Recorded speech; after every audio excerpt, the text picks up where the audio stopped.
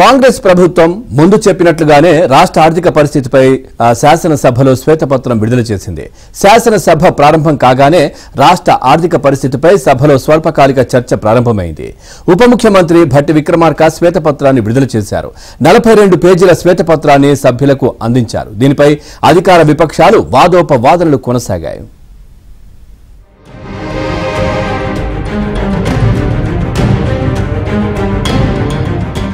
దశాబ్ద కాలంలో తెలంగాణ రాష్ట్రంలో జరిగిన ఆర్థిక తప్పిదాలపై కాంగ్రెస్ ప్రభుత్వం శ్వేతపత్రం విడుదల చేసింది. ప్రజలంతా అభివృద్ధి చెందాలని, తెలంగాణ సాధించుకున్నామని, కానీ గత ప్రభుత్వం మాత్రం వనరులను సరిగా ఉపయోగించుకోలేకపోవడంతో ఆర్థికంగా దిగజారిందని కాంగ్రెస్ ఆరోపించింది. దీనిలో భాగంగా ప్రభుత్వం చేపట్టిన పథకాలు, ఖర్చులు, ఆర్థిక వ్యవహారాలు తెలిపేలా శ్వేతపత్రం విడుదల చేసింది.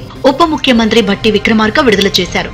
ఈరోజు రాష్ట్రంలో ఉన్నటువంటి ఆర్థిక పరిస్థితి ఏంటి, ఇక్కడ నుంచి మనం మొదలు పెడితే మన భవిష్యత్తుని నిర్మాణం చేసుకోవటం కోసం ఏ రకంగా అడుగులు వేయాలి, ఏ రకమైనటువంటి ఆలోచనలు చేసుకోవాలి అని ఈ పవిత్రమైనటువంటి శాసనసభలో వాస్తవ పరిస్థితులన్నింటినీ ఈ సభ దృష్టికి, సభ ద్వారా రాష్ట్ర ప్రజలకు కూడా తెలియజెప్పి ఇక్కడ నుంచి కొత్త జీవితాన్ని, మార్పును కోరుకుంటూ ఒక అద్భుతమైనటువంటి ప్రజలు ఇచ్చినటువంటి తీర్పుకి సహేతుకమైనటువంటి పాలన అందించాలన్నటువంటి ఆలోచనతోనే ఈరోజు ఈ శ్వేతపత్రాన్ని రాష్ట్ర ఆర్థిక పరిస్థితులపైన ఉన్నటువంటి మొత్తం విషయాల్ని కూలంకషంగా శ్వేతపత్రం రూపేణ ఈ సభలో ప్రవేశపెడుతూ సభలో శ్వేతపత్రం విడుదల చేసిన తర్వాత మాట్లాడాలంటూ విపక్ష సభ్యులకు స్పీకర్ సూచించారు. అయితే దీనిపై మాజీ మంత్రి హరీష్ రావు అభ్యంతరం వ్యక్తం చేశారు. ఆ నివేదికలో ఉన్న అంశాలను చదివే సమయం ఇవ్వాలని, ముందు రోజు ఇస్తే బాగుండేదన్నారు. ప్రభుత్వ సమాధానం సంతృప్తిగా లేకపోతే నిరసన తెలిపే అవకాశం తమకు ఇవ్వాలన్నారు. అయితే ఏది ఏమైనా సభను హుందాగా నడిపేందుకు తాము సహకరిస్తామని హరీష్ రావు అన్నారు. దీంతో శ్వేతపత్రం చదువుకునేందుకు స్పీకర్ సభను అరగంట వాయిదా వేశారు.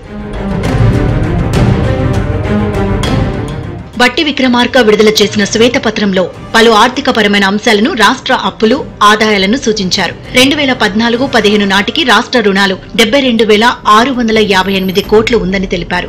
ప్రస్తుతం రాష్ట్రం అప్పులు 6,71,757 కోట్లకు చేరిందని సూచించారు. 2014-15 నుంచి 2022-23 మధ్య కాలంలో సగటున 24.5% రాష్ట్ర అప్పులు పెరిగాయని శ్వేతపత్రంలో వెల్లడించారు. 2023-24 అంచనాల ప్రకారం రాష్ట్ర రుణం 3,89,673 కోట్లు ఉన్నట్టు తెలిపారు. 2015-16లో రుణ జీఎస్డీపీ 15.7%తో దేశంలోని అత్యల్పంగా ఉండగా 2023-24 నాటికి 27.8%కి రుణభారం పెరిగిందన్నారు. కొన్ని వాస్తవాలు కఠోరమైనవి.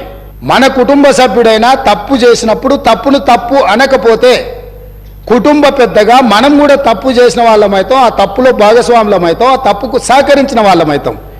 ఈ శ్వేతపత్రము ఎవరినో కించపరచడానికో, ఎవరినో తక్కువ చేసి చూపించడానికో, లేకపోతే మేమేదో రాజకీయంగా ప్రయోజనం పొందడానికో, లేదా మేమిచ్చిన ప్రజలకిచ్చిన గ్యారంటీలను ఎగవేయడానికో ఈరోజు ఇది పెట్టలే. ఇప్పటి వరకు అవాస్తవాలతో, అభూత కల్పనలతో, ఆర్భాటపు ప్రచారాలతో ఈ రాష్ట్రమంతా బాగుంది, మేము అద్భుతాలను ఆవిష్కరించినామని చెప్పుకుంటున్నప్పుడు వాస్తవ పరిస్థితులను ఇక్కడ పెట్టినాం. ఈ వాస్తవ పరిస్థితులు కొంతమందికి చేదుగా ఉండొచ్చు, కొంతమందికి కళ్ళు తెరిపించే విధంగా ఉండొచ్చు.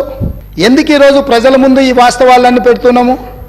ప్రజలకు నిజాలు చెప్పి, మనకున్న పరిస్థితిని వివరించి, కష్టమైన ఈ ప్రభుత్వం నిస్సహాయులకు సహాయాన్ని అందిస్తుంది, అర్హులైన వాళ్ళకు అవకాశాలు ఇస్తుంది, మీకు అండగా నిలబడుతుంది అని చెప్పడానికి ప్రభుత్వం ప్రయత్నం చేస్తుంది. అధ్యక్ష, కాంగ్రెస్ ప్రభుత్వం శ్వేతపత్రం విడుదల సందర్భంగా ఆర్థిక పరిస్థితిని సభ ముందు ఉంచింది. బడ్జెట్కు వాస్తవ వ్యయానికి మధ్య 20% అంతరం ఉందని ఆందోళన వ్యక్తం చేసింది. 57 ఏళ్లలో తెలంగాణ అభివృద్ధికి 4.98 లక్షల కోట్ల వ్యయం చేస్తే, రాష్ట్రం ఏర్పడిన తర్వాత 10 ఏళ్లలో అభివృద్ధికి రుణభారం 10 రెట్లు పెరిగిందని అందులో పేర్కొన్నారు. దీంతో రెవెన్యూ రాబడిలో 34% రుణభారం చెల్లించేందుకే వినియోగించినట్లు పేర్కొన్నారు. దీంతో పరిస్థితి వేజ్ అండ్ మీన్స్ పై ఆధారపడాల్సిన పరిస్థితి ఉందని పేర్కొన్నారు.